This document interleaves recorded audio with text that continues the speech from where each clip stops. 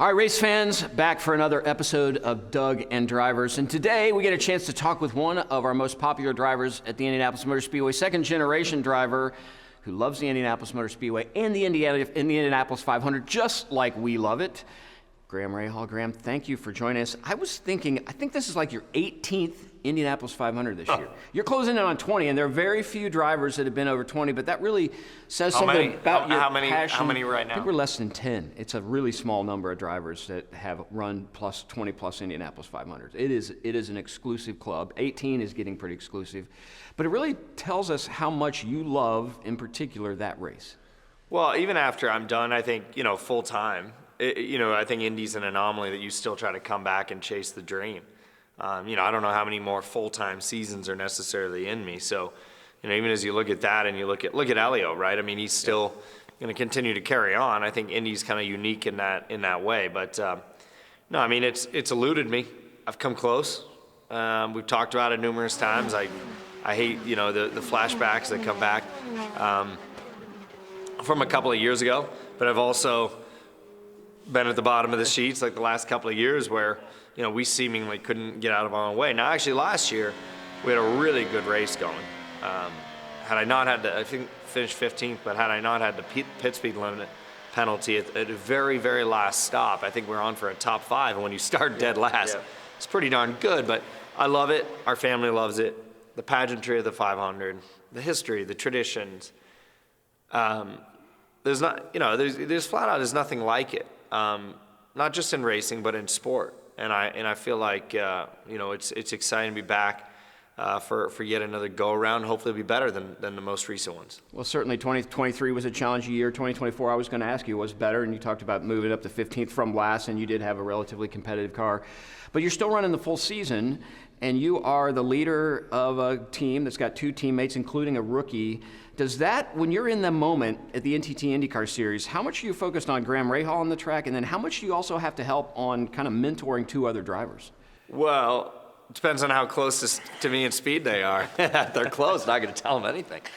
No, Dev, obviously I've known Dev for a long time, but he's such a great kid. Yep. I think often misunderstood too. People have this perception of Devlin that's really actually quite wrong about who he is and things, and I'm excited to help him take the next level in his career. He's shown in IndyCar when he was with Andretti that he has speed. On race days sometimes the consistency, the tire wear, things like that were his challenge. What I've been most impressed about him already is he came to me with a list of things from the very beginning. He said, "I want your help, and I want to learn from you. These 10 things." Now Louis, Louis obviously come out of Indy Lights. You win the championship. You dominate. That category. Louis hasn't asked much. He hasn't said much yet. I'm sure that he will with time.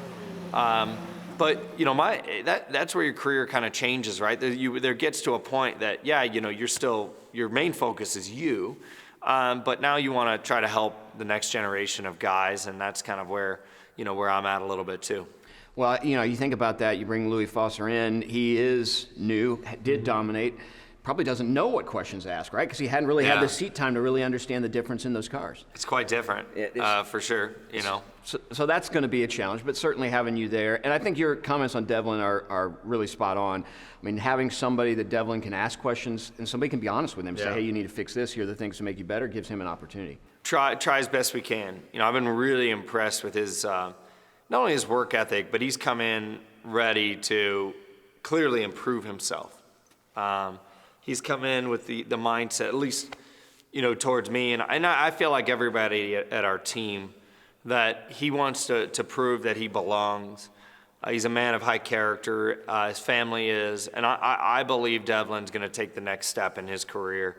And a lot of that comes down to a team that believes in him, and a team that's going to help push him and be faithful and so on and so forth. And I feel like we can do that well for him. That's fantastic. One of the things I've loved about watching you over the last few years is your off-track investment in military, investment in the foundation you have. You've got riding with Rahal this year. Talk a little bit about how important it is for you off-track to give back to some of the things that you've been able to get in your racing career. Yeah, we work really hard, I think, at our foundation to try to do these things. And Brittany, who really runs all of my stuff, as well as Kim and Jeremy at United Rentals and and Tom and Kevin, everybody that was involved in this Riding with Rahal concept. We thought it would be a fun thing for people to be able to be on the car, to get their name.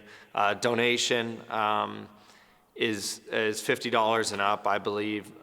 We've had some big donations, which has been amazing. But it gives you an opportunity to be present on the car and be kind of part of the mission that we're trying.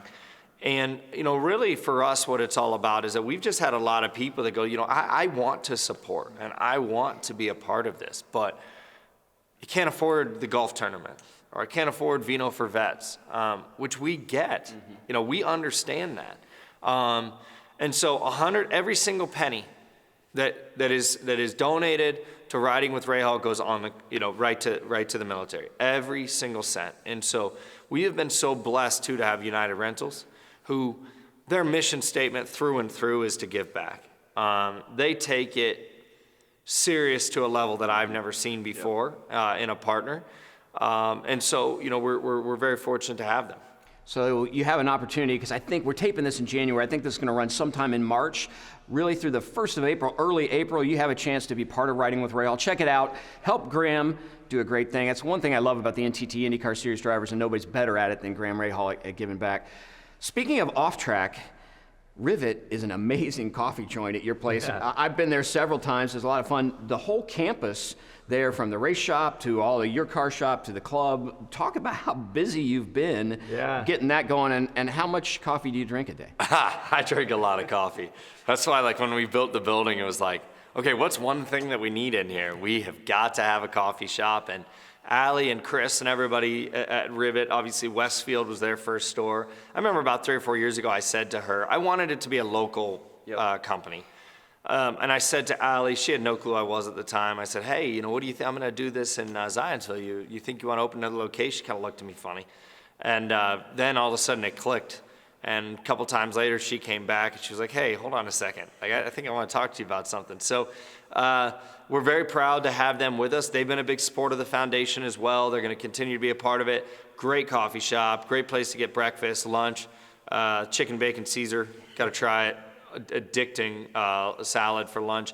But obviously with the Ducati dealership, Piaggio, which has got Vespa, Moto Guzzi, Aprilia Piaggio scooters and all that stuff, we tried to build a campus that whether you're there to just browse, whether you're there to buy, whether you're there to have fun, grab a coffee, get a steak here soon, come to the members lounge, the social club, all of those things. We just tried to build a campus that's focused on that. And we're going to have a museum in there too. Not like your museum or the one at the Speedway, but a small one just that can have a few cars. And I hope to work with you guys and others to be able to rotate some new attractions. So if you go to the steakhouse, you get to see some cool things. So it's a unique place. I think it's the best place in the country, not because I own it, it's because we tried to make a culmination of all the different places we've been. But now it's time to lock back in on racing and make sure we have a successful year. Well, there you go, ladies and gentlemen. Graham Rahal, we love him as the race car driver he is, but there's so many facets to this guy, and he gives back to the community. And if you haven't checked out Rivet and the whole campus up there, just off 106th Street in Michigan on the north side of Indianapolis, great place to go. Beth and I went there for our anniversary, and we did eat the food. The food is fantastic. Ladies and gentlemen, our favorite, Graham Rahal, we'll see if he can put a Rahal face again on the Borg Warner Trophy in 2025.